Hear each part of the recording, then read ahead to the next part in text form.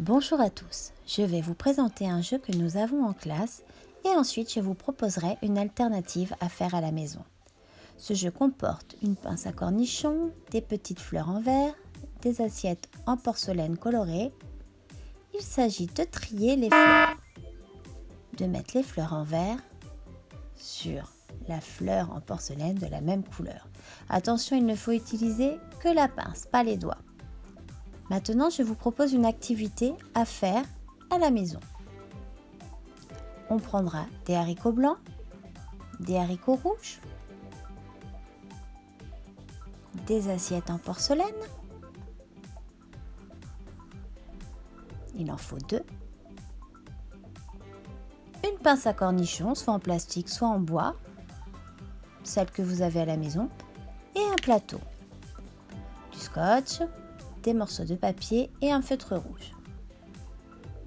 En premier, je vais colorier l'un des 2 papiers en rouge.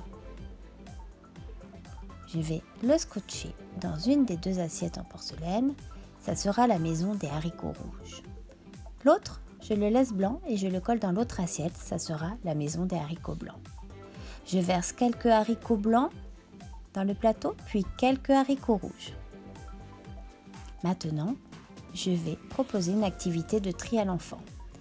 Il va devoir ranger les haricots dans leur maison de couleur. Un haricot rouge dans la maison rouge. Si l'enfant se trompe, on lui explique. Attention, ce n'est pas sa maison. Sa maison doit être de la même couleur.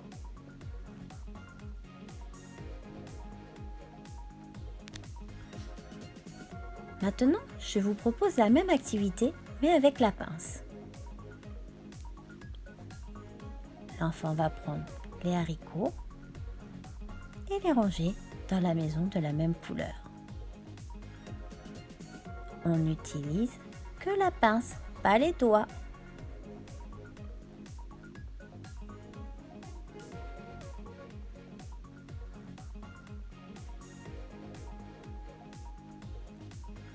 Maintenant, je vais vous proposer d'autres activités avec le même matériel. Sur une feuille de papier, on va écrire le chiffre 1, on va faire quelques petits cercles et on va expliquer à l'enfant qu'il faut qu'il mette un haricot dans chaque cercle. Et il les enlève ensuite avec la pince en les comptant 1, 2, 3, 4. Et on fait la fiche du 2. Là, on explique à l'enfant qu'il doit mettre 2 haricots. On peut lui faire compter les haricots.